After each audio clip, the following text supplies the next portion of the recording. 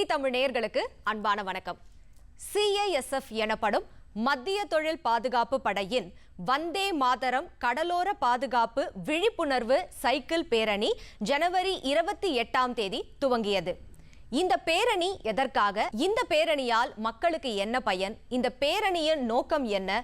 இந்த பேரணியால் இளைஞர்களுக்கு எந்த மாதிரியான வேலை வாய்ப்புகள் இருக்கிறது என்பதை நம்மோடு பகிர்வதற்காக இங்கே வந்திருக்கிறார் CISF-இன் தெற்கு மண்டலத்தின் இன்ஸ்பெக்டர் ஜெனரல் திரு SR சரவணன் IPS அவர்கள். இவர் சென்னை விமான நிலையம், துறைமுகங்கள் மற்றும் தென்னிந்தியாவின் மிக முக்கிய தொழில் நிறுவனங்களின் பாதுகாப்பு பணியை கவனித்து வருகிறார்.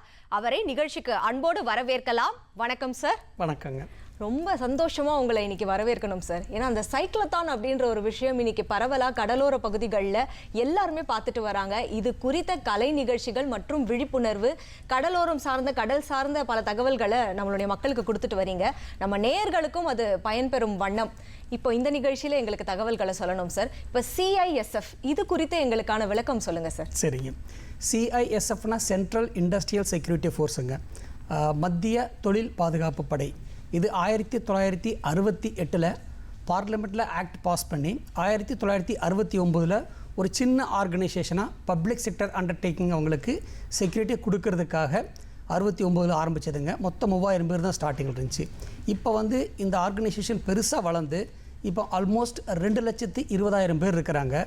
இந்த ஆர்கனைசேஷன் வந்து இப்போ நீங்கள் சொன்ன மாதிரி விமான நிலையம், அப்புறம் துறைமுகங்கள், அணுமின் நிலையம், அனல் மின் நிலையங்கள், அது மட்டும் இல்லாமல் ரிஃபைனரிஸு, அப்புறம் அதர் ஆர்கனைசேஷன், அதர் PSUஸ்லேயும் செக்யூரிட்டி கொடுத்துட்ருக்குறாங்க. கண்டிப்பாக சார். இப்போது CISF பற்றி சொல்லிட்டீங்க. இப்போ அடுத்ததாக நம்மளுடைய அந்த மேரத்தான், சைக்கிள் மேரத்தான் பற்றி நம்ம சொல்லலாம். சென்ற வருடமும் இதுக்கான வரவேற்பு அதிகமாக இருந்து, இப்போ இந்த வருடமும் பார்த்தீங்கன்னா பிரபல துறையில் இருக்கிற அத்தனை பேரையுமே வைத்து இந்த நிகழ்ச்சி அற்புதமாக சென்றுட்டுருக்கு. இந்த நிகழ்ச்சியோட நோக்கம் என்ன? இந்த மேரத்தானுடைய நோக்கம் என்ன? சரிங்க. இந்த CISF சைக்கிளத்தான் அப்படின்றது வந்து நாங்கள் போன வருஷம் 2025 நடத்தினோங்க. இப்போ வந்து செகண்ட் டைமாக நடத்துகிறோம். இது வந்து இந்த டைம் நடத்தும்போது வந்தே மாதரம் கோஸ்டல் சைக்கிளத்தான் அந்த மாதிரி நடத்துகிறோம். இதோட ஹெட்டிங் வந்து பார்த்திங்கன்னா தீம் அப்படின்னு பார்த்தீங்கன்னா சுரக்ஷித் தட் சம்ரித் பாரத், பாதுகாப்பான கடற்கரை வளமான பாரதம் அப்படின்ற தலைப்பில் தான் இது வந்து 2 சைடு ஆரம்பித்தோம் நாங்கள். மேற்கு கடற்கரை மற்றும் கிழக்கு கடற்கரையில். மேற்கு கடற்கரை அப்படின்னு பார்த்தீங்கன்னா லக்பத் ஃபோர்ட் அப்படின்ற ஒரு கோட்டையிலிருந்து ஆரம்பித்தோங்க. இது வந்து கட்ச் மாவட்டம் குஜராத் மாநிலத்திலிருந்து ஆரம்பித்து அதே மாதிரி குஜராத், மகாராஷ்டிரா, கோவா, கர்நாடகா வழியில் கேரளா வந்து சேருங்க. அதே மாதிரி ஈஸ்டர்ன் கோஸ்ட்டில் பார்த்திங்கன்னா கிழக்கு கடற்கரையில் பார்த்திங்கன்னா பக்காளி அப்படின்ற ஏரியாங்க. அதை வந்து 24 தெற்கு பர்கானா வெஸ்ட் பெங்கால்லேருந்து ஆரம்பித்து அங்கே ஆரம்பித்து ஒடிசா, ஆந்திரா, தமிழ்நாடு வழியாக கேரளாவுக்கு போகுங்க. கன்க்ளூடிங் ஃபங்க்ஷன், கல்மினேஷன் ஃபங்க்ஷன் அப்படின்றது வந்து 22 அந்த ஃபங்க்ஷன் எங்களுக்கு நடக்க போகுதுங்க இந்த மாதத்தில். இதோட மெயின் பர்பஸ் என்ன அப்படின்னு பார்த்தீங்கன்னா மக்களுக்கு விழிப்புணர்வு ஏற்படுத்தணும். இதோட அப்ஜெக்டிவ் அப்படின்னு பார்த்தீங்கன்னா மக்களுக்கு வந்து நல்ல விழிப்புணர்வு ஏற்படுத்தணும், சென்சிட்டைஸ் பண்ணணும் கோஸ்டல் செக்யூரிட்டியை பற்றி. அதே மாதிரி ஸ்ட்ரென்தனிங் த செக்யூரிட்டி ஃபோர்ஸஸ், இது ரெண்டுமே டாப்பிக்கை வச்சுட்டு தான் இந்த சைக்கிளத்தான் ஆரம்பிச்சுங்க நாங்கள். ரொம்ப சிறப்பாக சொன்னீங்க சார். ஸோ 2 குழுவாக பிரிந்து இந்த சைக்கிளத்தான் மேரத்தான் நடக்குது அப்படின்னு சொல்லியிருக்கீங்க. இப்போ CISF பற்றி சொல்லிட்டீங்க, இது ஏன் நடக்குதுன்னு சொன்னீங்க. பொதுவாகவே பார்த்தீங்கன்னா கடலோர பகுதிகளில் கடல் கிட்ட இருந்து நம்ம தான் நம்மளை காப்பாற்றிக்கணும், ஆனால் கடலில் நம்ம காப்பாற்றணும்னு சொல்கிறீங்களே, அது என்ன விஷயம்னு சொல்கிறீங்களா? இப்போ நம்ம வந்து அந்த sensitise of the coastal communities அப்படின்னு சொன்னாங்க. இதில் வந்து மெயினாக வந்து சொல்லணும் அப்படின்னா இந்த ஆயுத கடத்தல்கள் வந்து ஜாஸ்தி நடந்துகிட்ருக்கு. அது மட்டும் இல்லாமல் போதைப்பொருள் கடத்தல் மற்றும் விழிப்புணர்வை ஏற்படுத்துறதுக்காக தான் இந்த சைக்கிளத்தானே நாங்கள் மெயினாக நடத்தினோம். அது மட்டும் இல்லாமல் fostering the coastal communities strengthen the relationship between the various ஏஜென்சிஸுங்க. இப்போ கோஸ்டல் கம்யூனிட்டிஸ்க்கு அவங்களுக்கு தெரிஞ்சாலும் கூட அந்த இன்ஃபர்மேஷனை எப்படி நெக்ஸ்ட் ஏஜென்சிக்கு கொடுக்குறதுன்னு தெரியாது.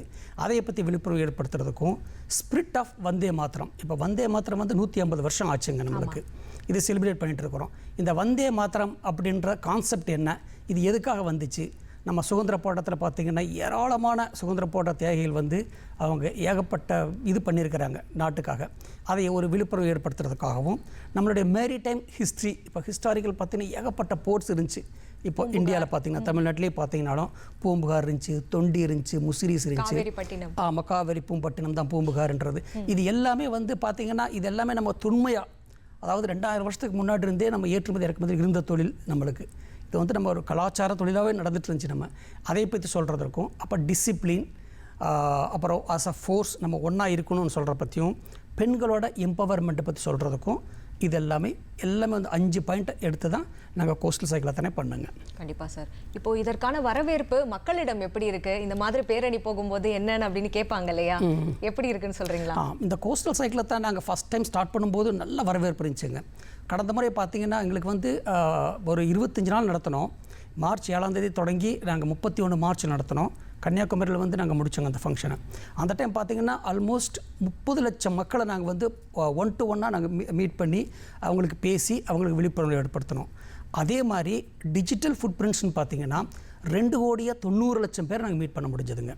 அதே மாதிரி இந்த வருஷம் வந்து நாங்கள் அந்த டிஜிட்டல் ஃபுட் பிரிண்ட்டை டபுள் பண்ண போகிறோம். இந்த டைமும் நாங்கள் வரும்போது மேற்கு கடற்கரை அப்படின்னு பார்த்திங்கன்னா சூரத்து, மும்பை, கோவா, அதே மாதிரி மேங்களூரு, இங்கே எல்லாமே நாங்கள் மெகா ஃபங்க்ஷன் நடத்தினோம்.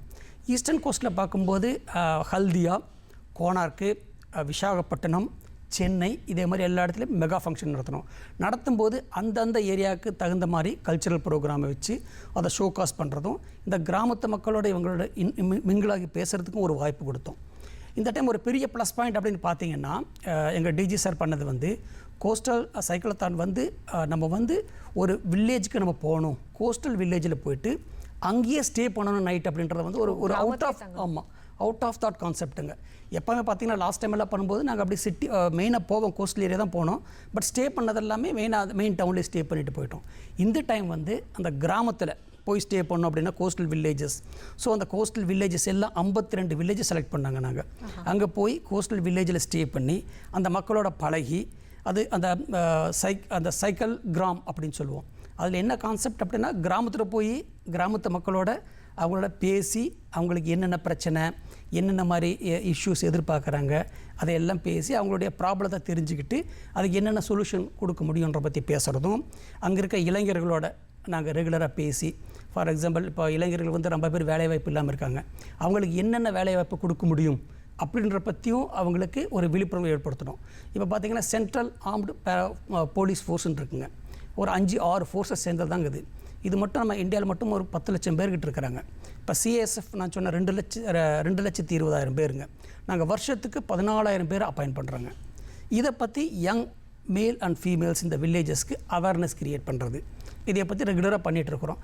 அதுக்கு வந்து பார்த்திங்கன்னா ஃபஸ்ட்டு அது எக்ஸாம் பேர்ட் எப்படி இருக்கும், ஸ்டாஃப் செலெக்ஷன் கமிஷனில் ஆன்லைனில் எக்ஸாம் நடக்கும். சப்சிக்வெண்ட்லி அதுக்கப்புறம் வந்து பிஎஸ்டி ஃபிசிக்கல் ஸ்டாண்டர்ட் டெஸ்ட் இருக்குங்க. அதுக்கப்புறம் ஃபிசிக்கல் எஃபிஷியன்சி டெஸ்ட்டு. இதுக்கு எல்லாமே அவங்களுக்கு எவ்வளோ கிலோமீட்டர் ரன் பண்ணணும், எவ்வளோ ஹைட் இருக்கணும், பாடி பெல்ட் எவ்வளோ இருக்கணும், இது எல்லாமே அவங்களுக்கு சொல்லிக் கொடுக்குறதுனால அவங்களுக்கு ஒரு ஈஸியாக நெக்ஸ்ட் டைம் எக்ஸாம் வரும்போது காம்பீட் பண்ண முடியும் அப்படின்ற பர்பஸில் தான் இது எடுத்து அவங்கள ரீச் அவுட் பண்ணிகிட்ருக்குறேங்க. ரொம்ப சிறப்பாக பல தகவல்கள் சொல்கிறீங்க சார். இப்போ இந்த சைக்கிள் பயணம் மூலம் நிறைய பேருக்கான தகவல்களும் வழியே அப்படியே கிடைக்கும் அப்படின்னு நினைக்கிறேன். இப்போது நிறைய மக்கள் இதோட இணக்கமாக வந்து இதில் என்ன விஷயம் நடக்குதுன்னு தெரிஞ்சிருப்பாங்க. அப்போ அவங்களுக்குமே பிரமிப்பாக இருக்கும்ல, கடல் சார்ந்த இவ்வளோ செக்யூரிட்டி ஃபோர்ஸஸ் நம்ம நேஷனில் நடந்துட்டுருக்கு, இதுக்காக இத்தனை வீரர்கள் போராடிட்டு இருக்காங்க அப்படின்ற ஒரு விழிப்புணர்வு அவங்களுக்கும் கிடைக்கும். அதுபோல் இப்போது கடலோரம் அப்படின்னு சொல்லும் பொழுது கடல் வளம் அப்படின்றது கொட்டி கிடக்கிறது, எக்கச்சக்கமா இருக்கு. இப்போ இதுவும் நம்மளுடைய பொருளாதாரமும் எப்படி ஒன்னோட ஒன்று இணைந்திருக்கிறது சொல்றீங்களா? இப்போ இந்திய பொருளாதாரத்தில் பார்த்தீங்கன்னா நம்மளுக்கு ஏற்கனவே தெரியும், க்ரீன் ரெவல்யூஷன் நடந்துச்சு, அப்புறம் ஒயிட் ரெவல்யூஷன் சொன்னாங்க. அதே மாதிரி இது வந்து ப்ளூ ரெவல்யூஷன் நம்ம சொல்லிக்கலாங்க. இது வந்து இந்த ப்ளூ எக்கானமி அப்படின்றது வந்து கடல் சார்ந்த பொருளாதாரங்க. இதில் மெயினாக பார்த்தீங்க அப்படின்னா 4% ஆஃப் ஜிடிபி வந்து இந்தியாவில் டோட்டல் ஜிடிபியில் 4% வந்து இந்த கோஸ்டல் ஏரியா தான் கொடுக்குதுங்க. அதில் மெயினாக பார்த்தீங்கன்னா எக்ஸ்போர்ட் அண்ட் இம்போர்ட்டுங்க, ஷிப்பிங்கில் அவங்க வந்து மேக்ஸிமம் கான்ட்ரிபியூட்டருங்க. செகண்ட் வந்து ஃபிஷரிஸ், மீன் வந்து நம்ம ஃபுட் செக்யூரிட்டியை ஃபுல்ஃபில் பண்ணுறது ஒரு இம்பார்ட்டண்டான இதுங்க. தேர்டு வந்து மினரல்ஸ்னு பார்த்தோன்னு வச்சுங்களேன், நம்ம அந்த சால்ட் நம்மளுக்கு கிடைக்குது, கனிம வளங்கள் எல்லாமே. அது மட்டும் இல்லாமல் ஆஃப் ஸ்டோர் இன்ஸ்டாலேஷன்ஸ் எல்லாம் இருக்குங்க. இப்போ ஆயில் ஆஃப் ஸ்டோர் இன்ஸ்டாலேஷன் இருக்குது, அதில் வந்து ஆயில் எடுக்கிறது. அது மட்டும் இல்லாமல் க்ரூஸ் டெர்மினல்ஸ் அப்படின்னு இப்போ ரீசெண்டாக வந்து டூரிசம் ரொம்ப ஸ்டார்ட் ஆகுதுங்க. இப்போ அந்த க்ரூஸ் அப்படின்னா மக்களுக்கு வந்து ஒரு பொழுதுபோக்காக கப்பலில் போகிறது, ஒரு 2 நாள் இருந்துட்டு திரும்பி வர்றது, இன்னும் மிதமானமாக போகிறதுக்கு. அதில் பார்த்திங்கன்னா நம்மளுக்கு எம்ப்ளாய்மெண்ட் ஆப்பர்ச்சுனிட்டிஸ் ரொம்ப ஏகப்பட்டது இருக்குங்க. இப்போ ஒரு பேசஞ்சர் ட்ராவல் பண்ணால் 2 பேருக்கு இன்டைரக்டாக எம்ப்ளாய்மெண்ட் கிடைக்க வாய்ப்பு இருக்குது. ஸோ த க்ரூஸ் டெர்மினல் அப்படின்றது வந்து த க்ரூஸ் பிஸ்னஸ் அப்படின்றது இந்தியாவில் இன்னும் டெவலப் ஆகலை. ஆனால் ஸ்கோப்புன்னு பார்த்தீங்கன்னா ஏராளமான டெவலப்மெண்ட் சான்சஸ் இருக்குங்க. இப்போ நம்மளுக்கு வந்துட்டு 7500 கிலோமீட்டருக்கு நம்ம கோஸ்டில் இருக்குங்க, நம்ம லேண்ட் ஏரியா மட்டுமே. அது மட்டும் இல்லாமல் அந்தமான் நிக்கோபார் லட்சத்தீவு சேர்த்தாச்சுன்னா ஆல்மோஸ்ட் 10,000க்கு மேலே இருக்குங்க. இந்த ஏரியாவில் நம்ம ட்ராவல் பண்ணுற மாதிரி மக்களுக்கு போகிறதுக்கு வர்றதுக்கு அது மாதிரி இந்த க்ரூஸ் டெர்மினல் டூரிசம் டெவலப் பண்ணாலே நம்ம எக்கானமி இம்ப்ரூவ் ஆயிருங்க. ஸோ இந்த மாதிரி இருக்கிறதுனால நம்மளுக்கு இதோட அவேர்னஸும் க்ரியேட் பண்ணுறோம். அந்த இதை நம்ம அவங்களோட contribution to Indian economy also அவங்களுக்கு சொல்கிறாங்க. அதில் இப்போ கடல் சார்ந்த அந்த தொழில் செய்பவர்களுக்கெல்லாம் கூட அரிய பெரிய வாய்ப்பு வந்து இது மூலம் கிடைக்குது அப்படின்னு நம்ம சொல்லலாம் சார். ஆமாம். இப்போ இது 4% ஜிடிபியில் இப்போ இருக்குது அப்படின்றீங்க. வீக்ஷித் பாரத்னு நம்ம தொலைதூர நோக்கத்தோட போயிட்டு இருக்கோம் நம்ம பாரதத்தில். அப்போ இதோட பங்களிப்பு ஃபியூச்சரில் எப்படி இருக்கும்னு நினைக்கிறீங்க? கண்டிப்பாக நம்ம பிரதம மந்திரி சொல்கிற மாதிரி 2047 விக்ஷித் பாரத் நம்ம வந்து எக்கானமியில் நம்பர் 1 கொண்டு வரணும்னு சொல்லி ட்ரை பண்ணுறாங்க. அதுக்கு ஒரு துறை மட்டும் இல்லாமல் எல்லா துறைகளையும் இன்க்ளூடிங் விவசாயம், இது மாதிரி மீன் வளத்துறை, இது ப்ளூ ரெவல்யூஷன் எல்லாமே சேர்ந்து ஒர்க் பண்ணும்போது நம்ம வந்து அந்த லெவலை ஈஸியாக ரீச் பண்ண முடியும். அதுக்கு வந்து சஸ்டைனபிள் ஃபிஷ்ஷிங்கும் இருக்கணும் நம்மளுக்கு. இப்போ பொல்யூஷன் ஜாஸ்தியெல்லாம் பார்த்துக்கணும். கடற்கரையில் இப்போ ரிவரில் வந்து பொல்யூஷன் ஆச்சு அப்படின்னா அங்கேருந்து போகிற தண்ணி எல்லாமே கடற்கரை கலந்துச்சு அப்படின்னா மீனோட வளங்கள் கரைய வாய்ப்பு இருக்குது. ஸோ அதோட அவேர்னஸ் கிரியேட் பண்ணணும். அதே மாதிரி மேங்க்ரூவ் ஃபாரஸ்ட் ட்ரீ வந்து அங்கே நம்ம பிளான் பண்ணணும். அப்புறம் சால்ட் ரெசிஸ்டன்ட் ட்ரீயை பிளான் பண்ணணும். ஸோ நம்மளுக்கு அது மட்டும் இல்லாமல் சைக்ளோன் வரும், சுனாமிஸ் வரும், இதுக்கெல்லாம் நம்ம எப்படி ப்ரிப்பேர் பண்ணுறது அப்படின்றத பற்றியும் அவங்களுக்கு ஒரு அவேர்னஸ் கிரியேட் பண்ணிட்டு இருக்கிறாங்க. அதே மாதிரி இப்போ போர்ட் அப்படிங்கும்போது பார்த்திங்கன்னா போர்ட் வந்து எக்ஸ்போர்ட் அண்ட் இம்போர்ட் நம்மளது மெயினாக பார்த்திங்கன்னா போர்ட்டிலிருந்து தான் 95% of volume of export import வந்து நம்ம துறைமுகத்துலேருந்து நடக்குதுங்க. 70% வேல்யூஸும் துறைமுகத்துலேருந்து நடக்குது. ஸோ நம்ம எக்ஸ்போர்ட் இம்போர்ட் அப்படின்னாலே துறைமுகம் தான் மெயினுங்க. அதில் இப்போ துறைமுகம் பார்த்திங்கன்னா நம்மளுக்கு 12 மேஜர் போர்ட் இருக்குங்க இந்தியாவில். அது மட்டும் இல்லாமல் 240க்கும் மேற்பட்ட நான் மேஜர் போர்ட் அப்படின்னு இருக்குது. அதில் வந்து எக்ஸ்போர்ட் இம்போர்ட்டுக்கு கவர்மெண்ட் ஆஃப் இந்தியா டெசிக்னேட் பண்ணது வந்து 72 போர்ட்டுங்க. இப்போ கவர்மெண்ட் நியூ பாலிசி என்ன கொண்டு வர்றாங்கன்னா எல்லா போர்ட்டுகளுமே அதை டெவலப் பண்ணி கொண்டு போகணும் அப்படின்னு அவங்க சொல்கிறதுனால இப்போ போர்ட்லேயும் நம்மளுக்கு வேலை வாய்ப்புகள் வர ஜாஸ்தி இருக்குங்க. இப்போ ப்ரைவேட் செக்யூரிட்டி ஏஜென்சிஸ் இருக்காங்க இல்லைங்களா, அவங்களும் சிஎஸ்எஃப்பும் சேர்ந்து தான் எல்லா பக்கமும் இந்த நான் மேஜர் போர்ட்டில் எல்லாமே செக்யூரிட்டி டெப்ளை பண்ண போகிறாங்க ஃபியூச்சரில் ஹைப்ரிட் மாடலில். இப்போ வந்து கோர் ஏரியாவில் வந்து சிஎஸ்எஃப் இருப்பாங்க, மித்த ஏரியாவில் பார்த்திங்கன்னா இந்த ப்ரைவேட் செக்யூரிட்டி ஏஜென்சி இருப்பாங்க. இப்போ எல்லாம் அந்த கோஸ்டல் இருக்க மக்களுக்கு வேலைவாய்ப்பு வேணும்னு வச்சுக்கோங்களேன், அவங்களுக்கு அந்த ஊர்லேயே வேலை கிடச்சதுன்னு வச்சுங்க, அதுக்கான ட்ரைனிங்கும் நாங்களே கொடுக்குறோம் சிஎஸ்எஃப்பில். இப்போ அந்த பிஎஸ்சி அப்படின்னு சொல்கிறவங்களுக்கு ப்ரைவேட் செக்யூரிட்டி ஏஜென்சிக்கு அந்த போர்ட்டில் பார்த்திங்கன்னா போர்ட்டில் லேண்ட் இருக்கும், கடல் சார்ந்து இருக்கும், ஆகாயம், இது எல்லா மார்க்கத்துக்கும் தகுந்த மாதிரி நாங்கள் ட்ரைனிங் கொடுத்து ஒர்க் பண்ணுறவங்களுக்கு அவங்களுக்கு அந்த வேலை வாய்ப்பையும் கிரியேட் பண்ணி கொடுத்துட்ருக்குறோங்க. ஸோ ரொம்ப தெளிவாக சொல்லியிருக்கீங்க. இப்போ இந்த வேலை வாய்ப்பு குறித்து நீங்கள் சொல்லியிருக்கீங்க. இதற்கான இணையதளங்களில் அணுகும் போது என்னென்ன போர்ட்டலில் நம்மளுடைய நேயர்கள் பார்க்கலாம்? அதாவது சிஎஸ்எஃபோட வெப்சைட்டே இருக்குங்க உங்களுக்கு. இப்போ ஆமாம், www.csf.government.in அப்படி போயிட்டிங்கன்னா நமக்கு அதில் எல்லா டீட்டெயில்ஸும் வருங்க நம்மளுக்கு. இப்போ வேலை வாய்ப்புகளை பற்றி வாய்ப்பு வரும். இப்போ அதே மாதிரி இப்போ நாங்கள் கிராமத்துக்கு போகிறோம் இல்லைங்களா, நாங்கள் கிராமத்துக்கு போகும்போது ஒரு கோர் டீம் கிரியேட் பண்ணி வச்சுருக்கிறோம். அந்த கிராமத்துக்காரங்களோட சேர்ந்து அந்த கிராமத்தில் இருக்கிற முக்கிய இருப்பாங்க இல்லைங்களா, இந்த கிராம அதிகாரி, இந்த கிராமத்தில் செலக்டான லீடர்ஸு, அவங்களோட எங்கள் சிஎஸ்எஃப்காரங்களும் சேர்ந்துட்டு அங்கே இருக்கிற யூத்துகளுக்கு என்னென்ன வாய்ப்புகள் ஃப்யூச்சரில் வரும், இப்போ எம்ப்ளாய்மெண்ட் ஆப்பர்ச்சுனிட்டி வந்துச்சு அப்படின்னா நாங்கள் அதை வந்து அவங்களுக்கு வாட்ஸ்அப்பில் ஷேர் பண்ணிக்கலாம். ஸோ அவங்களுக்கு ஏதாச்சும் வேணும்னா ரெகுலராக அவங்களும் எங்க கூட வந்துக்கலாம். அது மட்டும் இல்லாமல் இந்த கிராமங்களை நாங்கள் அடாப்ட் பண்ணியிருக்கிறோங்க. இந்த 52 கிராமங்களுக்கு தத்து எடுத்துருக்கிறோம். அது வந்து நாங்கள் பேசிக் மினிமம் என்னென்ன கொடுக்க முடியும் அப்படின்றத பற்றி மெயின் சொன்ன மாதிரி நம்ம creating awareness, sensitives about the coastal கம்யூனிட்டிஸுங்க, அபவுட் த கோஸ்ட்டுங்க, அது ரொம்ப மெயின் இம்பார்ட்டன்ட் பாயிண்ட்டு. ஸோ அதனால் அந்த டயத்தில் வந்து நம்மளுக்கு அவங்களுக்கு என்னென்ன வேலை வாய்ப்புகள் வரும் அதை பற்றி ஒரு விழிப்புணர்வு ஏற்படுத்துறது, அவங்களுக்கு ஏதாச்சும் வேணும் அப்படின்னா கூட எங்களுக்கு வந்து பார்த்திங்கன்னா போர்ட்டில் 52 நாள் அங்கே ட்ராவல் பண்ணால் கூட அதில் 46 சிஎஸ்எஃப் யூனிட் இருக்குங்க. நான் ஆல்ரெடி சொன்ன மாதிரி பார்த்திங்கன்னா துறைமுகம் இருக்குது, இப்போ ரிஃபைனரிஸ் இருக்குதுங்க, அட்டாமிக் பவர் ஸ்டேஷன் இருக்குது. இது எல்லாமே துறைமுகத்தை ஒட்டின மாதிரி தான் இருக்கும், கடற்கரை ஒட்டின மாதிரி தான் இருக்கும்.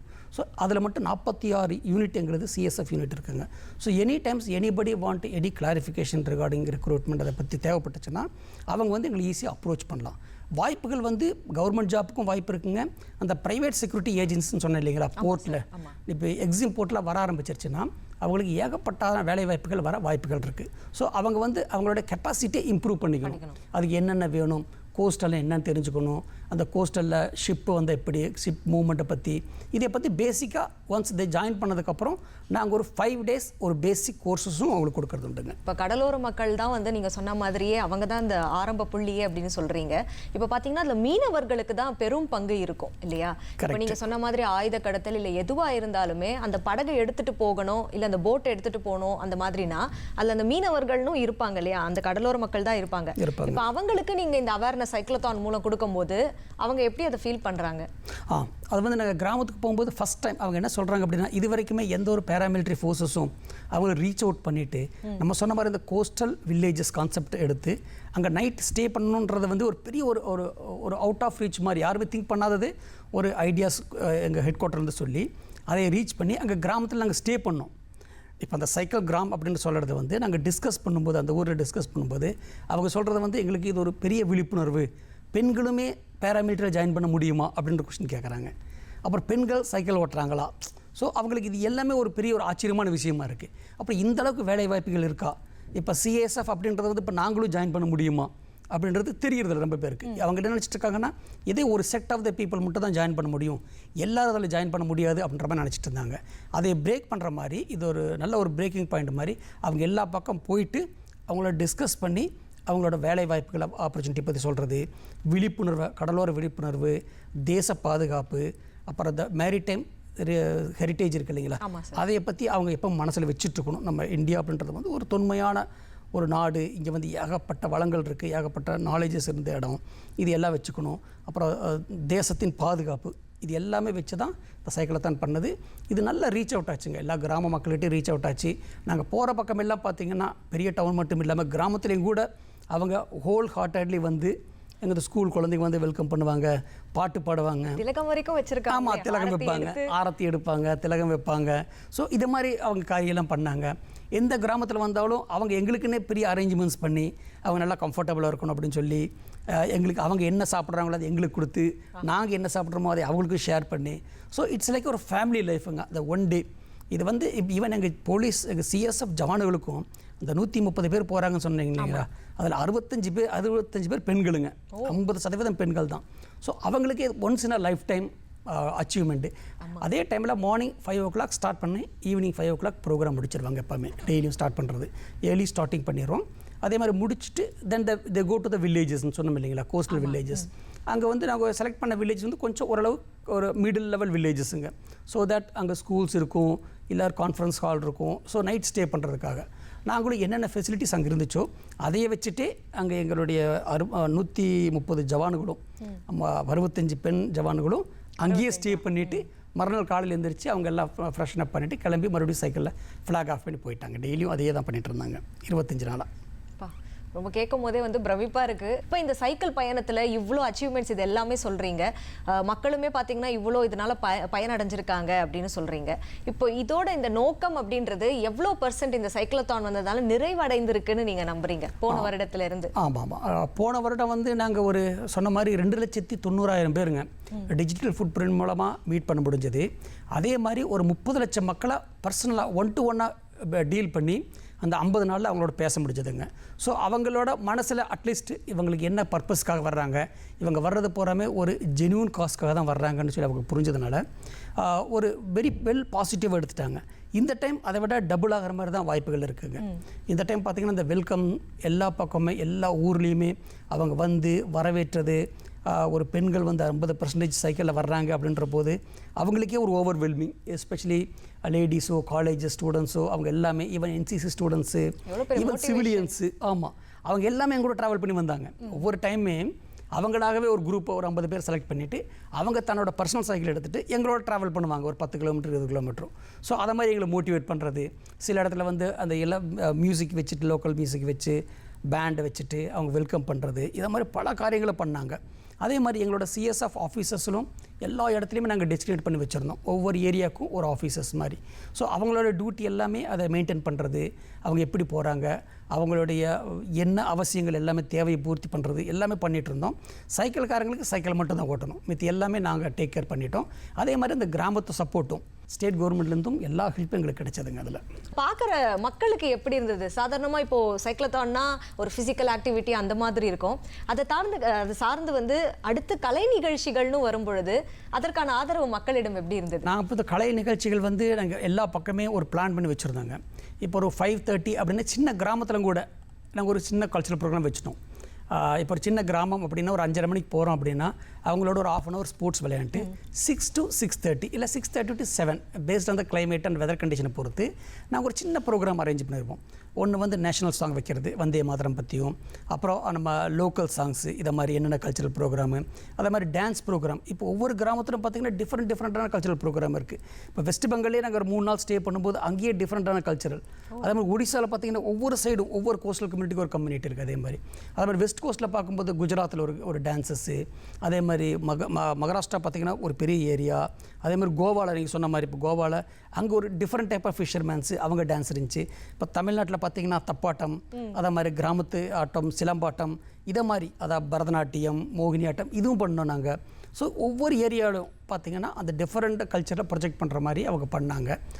மெயினாக இது தேசத்தின் பாதுகாப்பு அப்படின்றத வச்சுக்கிறதுனால, நம்ம தேசத்தின் ஒருமைப்பாடு இதை மனசில் வச்சு பண்ணதுனால எல்லா டேஸும் கல்ச்சரல் ப்ரோக்ராம் ஆர்கனைஸ் பண்ணியிருந்தோம். அந்த மெகா ஃபங்க்ஷன் சொல்கிற அந்த 8 நாள்லேயும் எல்லா இடத்துலையும் ஃபங்க்ஷன்ஸ் நல்லா கிராண்டாக ஆல்மோஸ்ட் 1.5 hour நடக்கிற மாதிரி ஃபங்க்ஷன் அரேஞ்ச் பண்ணிவிட்டு இம்பார்ட்டன்ட் லொக்கேஷன்ஸில் அரேஞ்ச் பண்ணியிருந்தாங்க. அது பொதுமக்களுக்கும் ரொம்ப பிடிச்சிது. சில இடத்துலலாம் பார்த்தீங்கன்னா நேற்றுக்கெல்லாம் தேவிப்பட்டினத்தில் பார்த்தீங்கன்னா ஒரு பெரிய க்ரௌடே வந்துட்டாங்க. ஆக்சுவலாக ஒரு 10,000 பேருக்கு மேலே எல்லா கிராமத்துலேருந்து எல்லாம் வந்தாங்க. சமாளிக்க முடியுமா சார்? சமாளிச்சுன்னு அவங்களும் அது ரொம்ப டிசிப்ளினாக கிராமமாக இருக்கிறதுனால அவங்க ஒரு அன்ரூலி மாபாவம் கிடையாது. நல்லா அழகாக உட்காந்து எல்லா கல்ச்சரல் ப்ரோக்ராம் பார்த்துட்டு அவங்களும் இன்வால்வ் ஆகி எல்லாமே பண்ணி போனாங்க. அவங்களுக்கு இந்த நாங்கள் கொண்டு போன மெசேஜுங்க, அந்த எங்களுடைய அப்ஜெக்டிவும் அந்த மெசேஜும் ரொம்ப பிடிச்சது அவங்களுக்கு. ஸோ அதனால் பார்ட்டிசிபேஷன் பார்த்தீங்கன்னா எதிர்பார்த்ததை விட ஜாஸ்தியாகவே இருக்குங்க எங்களுக்கு. கண்டிப்பாக இந்த பயன் இருக்கணும் அப்படின்றதுக்காக தான் நீங்கள் பண்ணீங்க. அது சாத்தியமாயிடுச்சு. இப்போ வேலை வாய்ப்பு குறித்து சொல்லிட்டீங்க, கடல் சார்ந்த விஷயங்கள்ல நம்மளுடைய ஜிடிபி பொருளாதார உயர்வு வரைக்கும் எல்லா விஷயங்களுமே நீங்கள் சொல்லியிருக்கீங்க.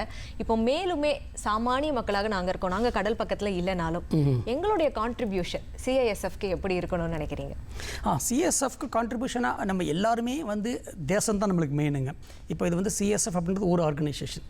நம்மளுடைய பொருளாதாரம் வந்து 2047 விக்ஷித் பாரத் அதுதான் நம்மளோட டார்கெட்டுங்க. அந்த விக்ஷித் பாரத் அப்படிங்கும்போது நம்ம நம்பர் 1 எக்கானமி வரணும் அப்படின்னா எல்லா லெவல்லையும் நம்ம ஒர்க் பண்ணணுங்க. எல்லாம் இப்போ விவசாயம் இருந்தாலும் சரி, தொழில்துறையாக இருந்தாலும் சரி, சர்வீஸ் செக்டர் இருந்தாலும் சரி.